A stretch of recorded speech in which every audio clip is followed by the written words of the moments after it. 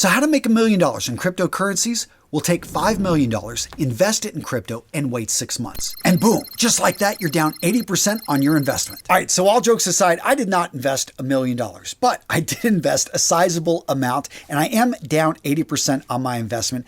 And in today's video, gents, I'm going to be commiserating, I'm going to be sharing with you guys my experience with crypto over the last couple years. Because come on, I wouldn't be a proper YouTuber if I didn't talk about something that I have no expertise in.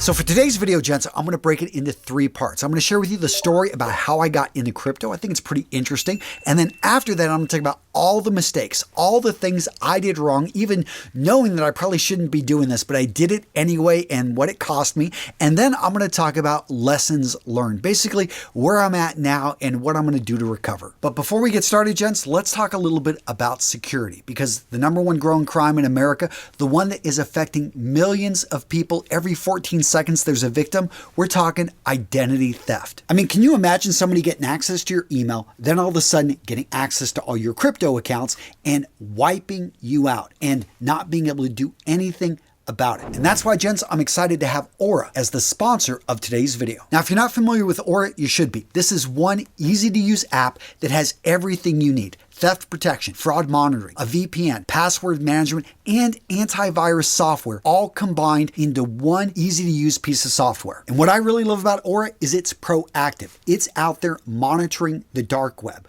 looking for your username, your email, your passwords, making sure that your information isn't compromised. And when Aura does find your information out there, they know that seconds matter, and they quickly notify you, however you choose, to be able to get that information, to be able to actually check in on something. And guys, identity theft can happen anywhere. That's why VPNs are so nice, because if you're out, at a coffee shop, if you're just out traveling, you can make sure that your information is in one of those encrypted tunnels. And you guys, in areas where you're getting things blocked, you know what I'm talking about.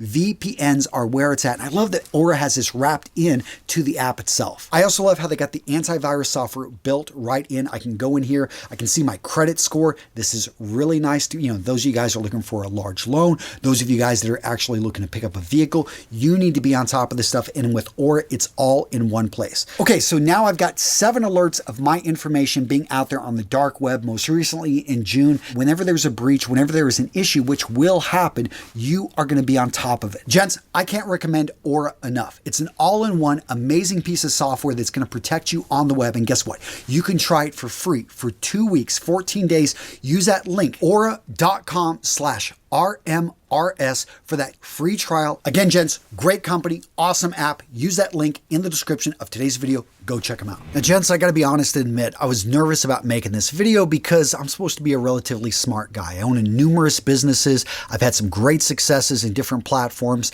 I've got a fancy MBA. I've actually read quite a few books on crypto. I'd like to think that I've watched a few hundred videos and I've got some knowledge base. And I know for a lot of people, crypto for the last 6 months has really sucked. But I have noticed, and I'll just be straight up, I've invested in a lot of altcoins, and 8 out of 10 of my altcoins are down like over 95%, probably some of them like 99.9%. They're it's pretty much worthless. I'm going to end up selling them and just taking the tax write-off. But looking at this, I realized, I'm not alone in this journey. So that's why I thought sharing this information and going back. So I made a video, a couple years ago talking about, should you invest in a suit or invest in crypto? If I had invested at Bitcoin at that point, where I was kind of making fun of it, I would have done actually pretty well versus another suit, because I've already got like 30 of them. But I still think the points in that video somewhat stand, but I did change my opinion on Bitcoin and crypto because of a mastermind. So I'm in this mastermind. There's a guy named John Solomons that put it together over at Bulldog Mindset. And there's some pretty smart dudes in this mastermind. You had Richard Cooper over at Entrepreneurs in Cars, Noah Kagan, and there were a number of other people.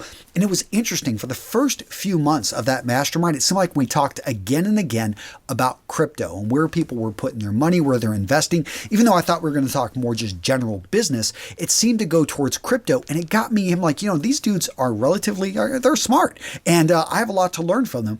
And they are all talking about the wins that they're having. And this is, again, 2020. Everything is going up. Everyone's looking like a genius. And I got that whole, the whole FOMO, fear of missing out. And I decided, in the fall, in that winter, that, you know what, I'm going to dive into this. I'm going to start learning more. So I picked up the book, The Bitcoin Standard. Now, me being me, I got busy during the holidays, put off reading that book till actually January of 2021. But after getting through that audiobook, which is amazing, by the way, I was sold on the value of cryptocurrencies, in particular Bitcoin and Ethereum. And I immediately went over and started up I bought my first bit of crypto using an exchange and setting up my first hot wallet. Now, of course, I'm not going to share with you which exchanges I am on. I will say they're some of the most popular ones out there, and I'm on a couple exchanges. Also, I've got various wallets out there, and I've learned the difference between hot wallets, cold wallets, all that stuff. But when I was first getting into it, I have to admit, I felt incredibly stupid. I'm having to learn a whole new terminology. I am starting from scratch. Yes, I've got to, it wasn't just about finance. There was so much more to this, just simply learning how to mix things in. And I found that there really weren't a whole lot of gurus that I connected with. That being said, I was able to find some I really enjoyed. Guy over at Coin Bureau, probably being one of my favorites. I love his dry sense of humor, and he's really put a lot of effort in his videos, and it shows. I mean, the guy's got over 2 million subscribers, is getting hundreds of thousands of views per video. His information is solid. He's really clear about, hey, he's not telling you to do this, do that. He's just trying to give out information, and his is probably one of my favorite channels out there. I also really like Catherine over at Little Mites, and I like her channel because it's smaller and she has courses, and she's really big into DeFi, and I found that that's where I was gravitating towards. I thought NFTs were interesting and crypto in general is interesting, but DeFi, for me was really something I was drawn to. Her courses are amazing as well. There was also this guy, Sheldon Evans, that I started following and watching his videos. And I have to admit, I did not understand what he was talking about with all these charts, but I did note that he had a paid Patreon group. And I'm like, you know what? I want to get an inside look. What is the information that he's sharing? And I think going down this path is actually what got a little bit dangerous for me. And I'll talk about it in a few minutes why. But I joined his paid Patreon group, and I was in there, and all of a sudden I felt like I was getting inside information with a lot of other enthusiasts. There was a pretty cool community there, and that's what kind of led me into making some of the big mistakes that I started making in the summer and fall of 2021. And if nothing else, it makes for a great video, right? Again, if you're into crypto, if you find this video at all interesting, do me a favor, smash that like button. Let me know down in the comments. I've recently started a mastermind with a number of other business owners, and it's really cool just to be able to talk to people. Yes, you're commiserating about the losses, but you're also talking about, where do you see the future? Where's going to be a great place to invest?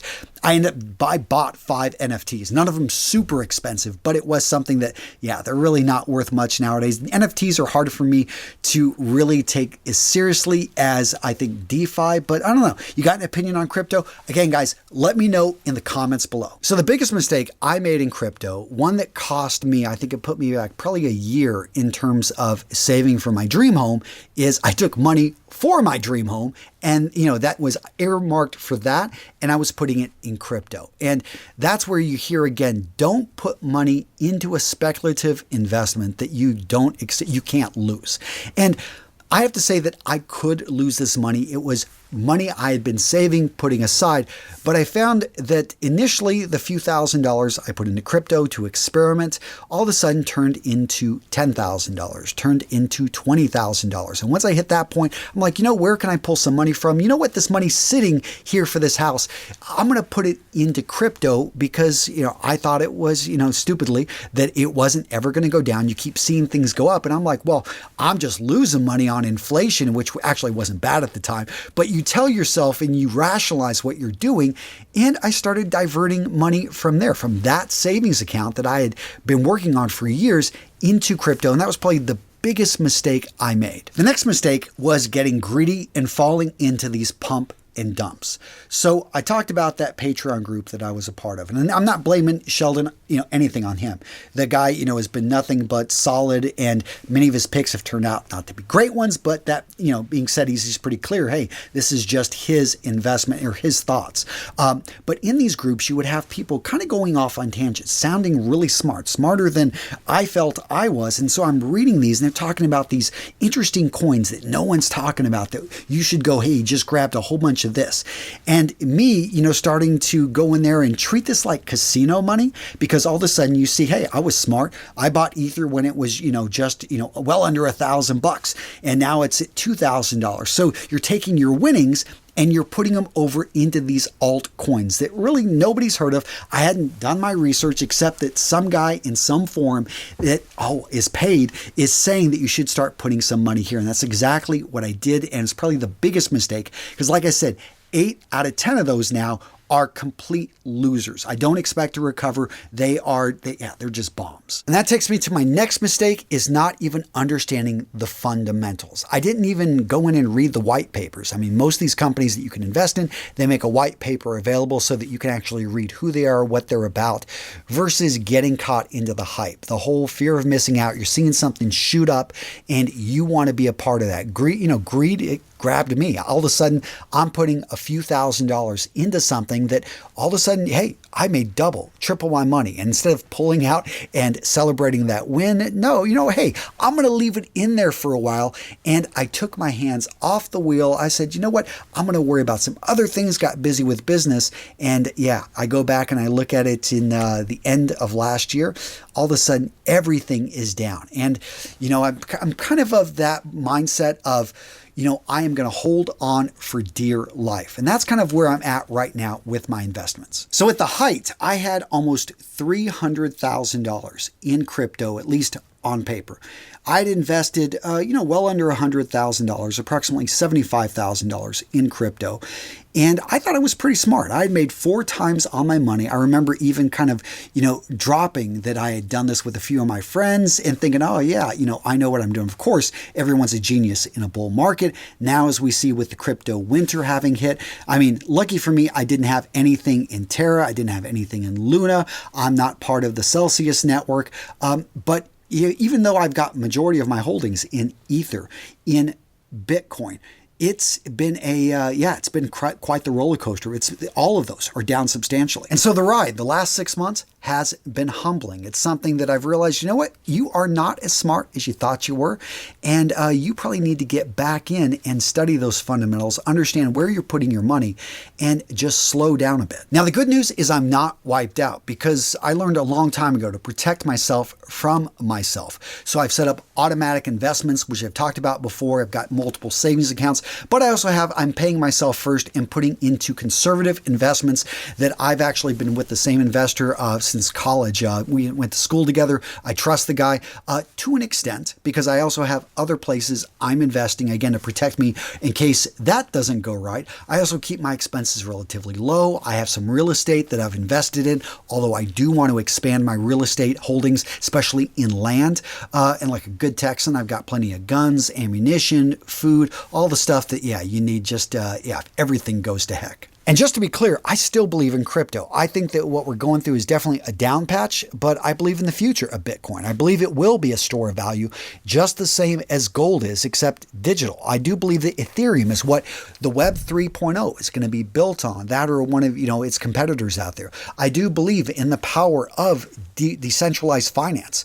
When I go through and I look at, yes, I said 8 out of my 10 altcoins I believe aren't going anywhere or failures, but 2 out of 10, I actually hit something here. I've actually spoken with one of the CFO of one of those companies, and they've got, I think, a legitimate project. Yes, they are down like 98% on their all-time high. That being said, I've read their white paper. I think they actually have something. It has to do with property rights and being able to change how the laws are going to change, and they're going to be in a position to be able to provide the technology. And I think these guys do have the chance to be valued at billions of dollars as a company. And the fact that, wow, I've been able to pick up a lot of these tokens for pennies on the dollar where they once were, and I had bought them when they were dollars. So, you're making, it's a bit of a speculative bet, but it is something that I'm fortunate. I'm in a position where I have very low expenses, and I've been continuing to, I think, invest in the future. All right, guys, so what video to watch next? How about that time somebody stole my identity? Yes, it has happened to me, and I cover it in this video. There was a fake Antonio Centeno out there that was contacting companies and stealing merchandise from them using my name. Find out. It's a very interesting story. Find out what happened here in this video, guys, right here.